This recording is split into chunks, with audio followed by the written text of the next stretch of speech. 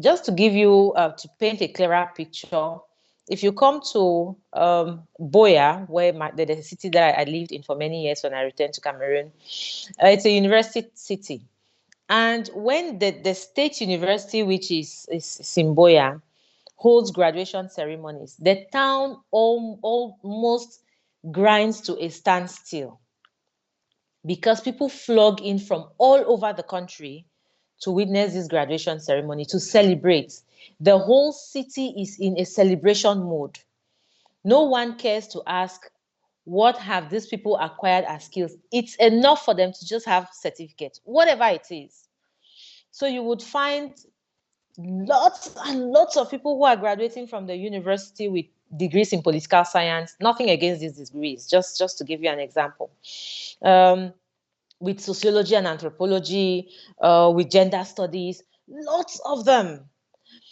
And then you find yourself asking, why did you study this? And no one can give you an answer. Oh no, I just wanted to go to the university. Now that I've graduated, I can start thinking of something else to do. This is the mentality, and parents propagate this a lot. Let my child just have a degree, irrespective of which degree. But the world is changing, and if Africa needs to change, to evolve, to grow, we need to start focusing on acquiring skills, not just certificates. So parents have a huge role to play. Now, the students themselves, these are the people I have in front of me, I have around me, I am in contact with every day. I tell them, again, we go back to technology. You have technology, you have the internet. On the internet, you can learn a lot about the skills that are required today to be able to get the best jobs, to be able to create the best jobs.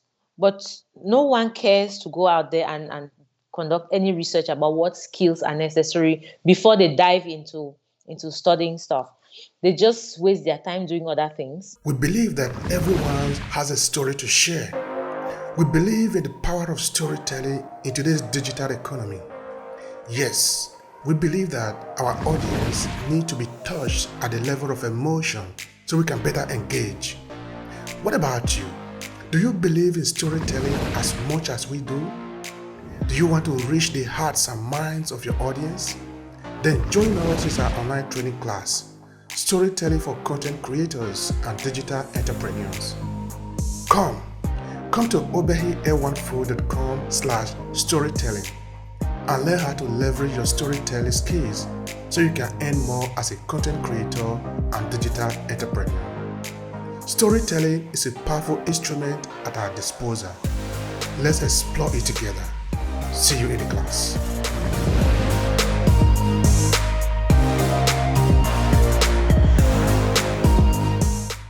I don't want to name the platforms, and the skill sets are not there. So you have a lot of people who are educated, they have certificates, but they do not have the skills. This way we cannot move forward. Africans, young people themselves need to embrace TVET. They need to embrace it. It is not for the less intelligent. It is not. In the West, people had understood this long ago, that we need skills to build societies. We need skills to build economies. Here, we still think that people who go in for skill-based education are the ones who are not very intelligent. No. Rather, it should be for the people who are really very smart. So young people themselves need to embrace going for training courses that focus on giving them skills and not just knowledge. Then the government. I think that whatever we do, whatever we say as Africans, governments need to take their responsibility. A lot of things will change if legislation changes. I think that if there is legislation that makes acquisition of skills mandatory, no one will have anything to say because it's for the good of this continent. Our legislators have to recognize the place of skills in our economy. It is very sad that you look at the biggest projects that are run in this continent, especially in my country, and you always find 80% of expatriates as the top managers. It's sad because our own people do not see the need for these skills, and our governments are not doing anything to push, or maybe they are not doing enough I should say, because I think that the governments are doing things, but they are slow. They may not be doing enough to really push the acquisition of these skills. And this goes beyond just beautiful speeches in parliaments and in meetings. It goes to going down to meeting experts and together developing curricula that would help people, Africans, to be able to acquire skills. There's a lot we can do. In my institution, we do that. We have moved from just helping young people to have certificates to actually helping them to see the place that skills have. Because honestly, we have a huge skills gap in this continent, a huge skills gap. And many of us who go out there, acquire these skills, do not want to come back because of the other associated stuff. The economy is not moving, things are slow, healthcare is not okay. So there is a lot that our government should do. And we cannot go head on just fixing the issue of skills without thinking of where people would practice the skills. Because if we don't put in place structures where people can practice, at the end of the day, it ends up just being speeches, theory, and no skills are actually acquired. People will still be having knowledge, but no skills. So we need the government to actually drive this agenda of skills. In this way, they can now work with the next stakeholder group, the private sector. Large companies, multinational companies, local companies should also be pushed somehow to give opportunities to young people to practice. And I should say on this platform that I really do appreciate the companies that work with us, with Fotabe University to achieve this. All our hiring companies that give our students the opportunity, not just to do very short-term internships, but 12 months working experience actually help them to acquire these skills that their companies need, that our society need, that this continent needs. There is a huge skills gap, but we can do a lot to fix that. Everyone has a role to play. I started from the parents, the students themselves, the government, the private sector, the media, people like you to also help to push this agenda of skill-based education. There is a lot of glorification for mainstream university education. It's this glorification that somehow conditions the minds of our people to think that if I've not gone to the University of Calabar, for example, the University of Lagos to study who knows what, maybe political science, maybe economics, if I've not gone to the university, then I'm less of an African. No, we have to start thinking that you can go to the University of Lagos, for example, but you can study something that gives you the skills to contribute to your economy, to create, to innovate, and especially to create jobs for yourself, for your family members, for people in your community. This is how we have to start thinking, and then things will change. You see, thank you for also bringing in the politics at a point, because it just cannot be avoided. In that we need to understand that the society, everybody cannot do what they like. That is why we have a government, in that we are delegating people to take care of us. Otherwise, we can take care of ourselves.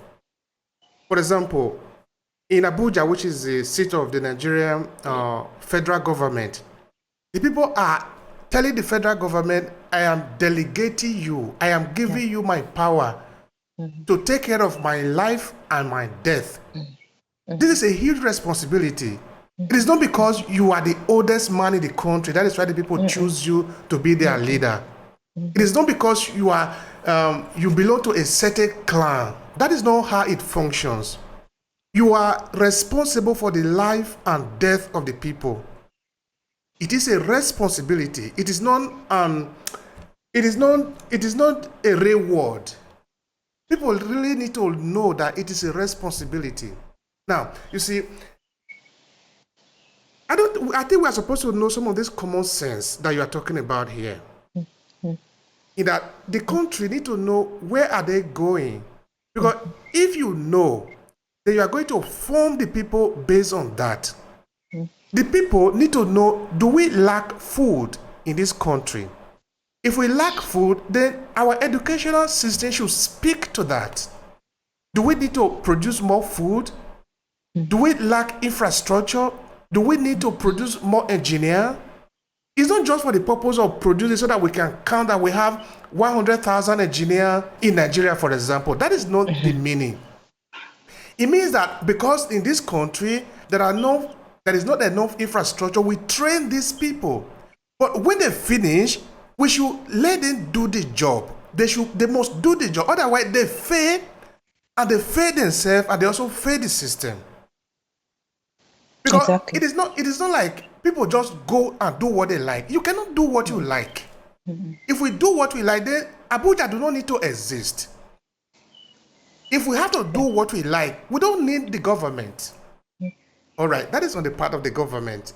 This is Yes. something that really get us boiling, because Yes. we have you, we pay you salary. Why are you there?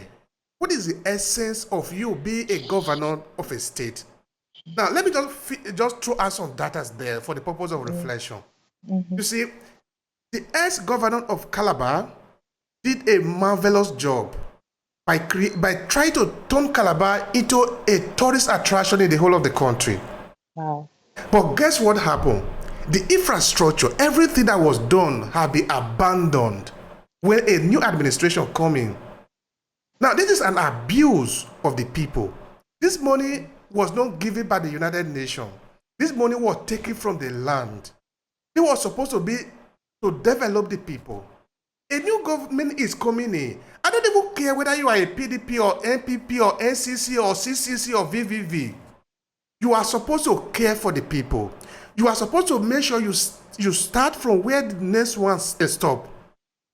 You cannot allow it to waste, because you are wasting the people's resources. Nobody is asking for any rocket science in Africa. We are just asking you as an administrator, you as a government, as a governor or as a president, you should know what the people want. If you don't know, why are you there? You are not supposed to be there. It is not for everybody.